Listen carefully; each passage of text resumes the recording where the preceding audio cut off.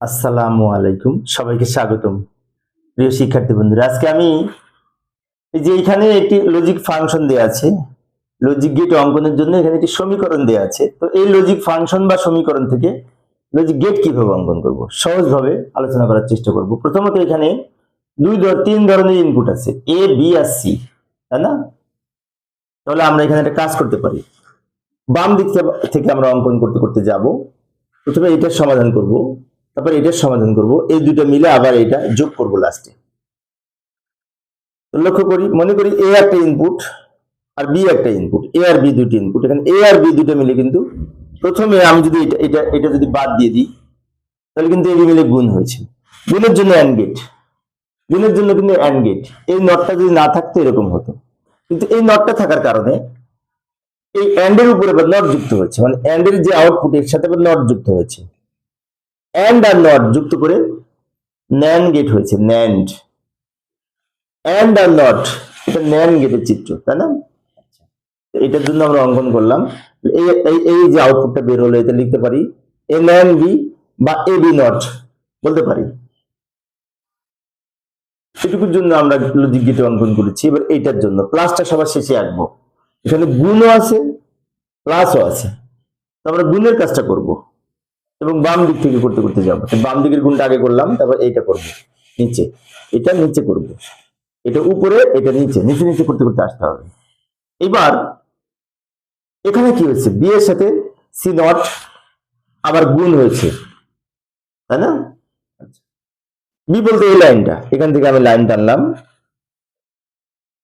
C তো নাই, তো সি আমি এখানে নিলাম, কিন্তু সি নট, তাই সি এই পর্যন্ত সি ছিল, সি এর সাথে আমি নট যুক্ত করলাম। এটা নট গেটের প্রতীক। এই যে বের হলো, এটা হচ্ছে সি নট। ভালো করে লক্ষ্য করি, এখানে বি আর সি নট দুইটা মিলে গুণ হয়েছে, জাস্ট গুণ মানে অ্যান্ড গেট। এইটা হচ্ছে বি আর সি এর সাথে নট যুক্ত, এটা সি নট। বি আর সি নট দুইটা মিলে কি হয়েছে, গুণ হয়েছে, গুণ হয়েছে। গুণ মানে কিন্তু অ্যান্ড গেট। অ্যান্ড গেট এরকম বি এর মতো দেখতে, অ্যান্ড গেট। তাহলে এই যে লাইনটা বের হলো, এটা হচ্ছে বি সি নট লিখতে পারি। এখন অনেক শিক্ষার্থীর মনে হতে পারে এইখানে নটটা যুক্ত করলাম, কিন্তু এইখানে কেন করলাম না? কারণ এইখানে দুটো গুণ করে তার উপরে নট আছে, তাই গুণ করে তার উপরে নট যুক্ত করেছি, ন্যান্ড গেট হয়েছে। বাট এখানে কিন্তু এই গুণের উপরে কোনো নট নেই, ফাঁকা ফাঁকা। সি এর উপরে নট ছিল, নট যুক্ত করেছি, বাট এই ইনটুর উপরে কিন্তু ফাঁকা। যেহেতু ফাঁকা, তাই এখানে নট যুক্ত হবে না, দুটো মিলে জাস্ট গুণ হয়েছে, তাই অ্যান্ড গেট অঙ্কন করেছি।